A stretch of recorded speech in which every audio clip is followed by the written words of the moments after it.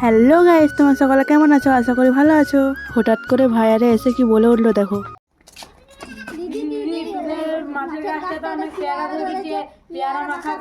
তাই কথাটি শুনে ভাই আর আমি চলে গেলাম মাঠ। ভাইগুলো যায়নি, ওরা বললো যে তোরা যা, তারপর যাচ্ছি। আমি আর ভাই চলে গেলাম মাঠ। তারপর মাঠে এসে ভাই গাছে উঠে পড়লো। আমাদের মাঠে কি কি লাগাইছি দেখে নাও। পেঁয়াজ, রসুন, ফুলকপি, বাঁধাকপি, পালং শাক, কুমড়ো, আরো অনেক কিছু। দেখো মাঠটা কত ঝোপ হয়ে গিয়েছে। ভাই পেয়ারাগুলো উপর থেকে পেড়ে পেড়ে দিচ্ছে আর আমি কুড়োই রাখছি এক জায়গায় জড়ো করে। তো দৌড়ে দৌড়ে আমার বানরছেনাগুলো আসছে, এখনো সবগুলো আসেনি, আরো আছে। এদিকে দেখো আমি সরষে ফুলগুলো দিয়ে খেপাগিরি করে বেড়াচ্ছি। একটা বানর গাছে উঠে গেল, পাড়া হয়ে গেছে, এবারে গাছে থেকে নেমে যাচ্ছে ওরা। এইগুলো পেরেছে। এই তো সব বানরছেনাগুলো একসাথে হয়েছি সবাই। এবারে খেপাগিরি করতে করতে বাড়ি চলে যাচ্ছি।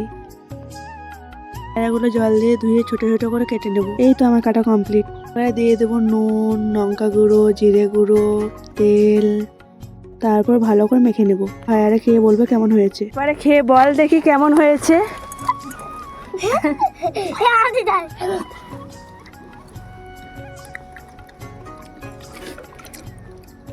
কেমন হয়েছে? তো গাইস এখন পর্যন্ত টাটা, দেখা হচ্ছে পরের ভিডিওতে।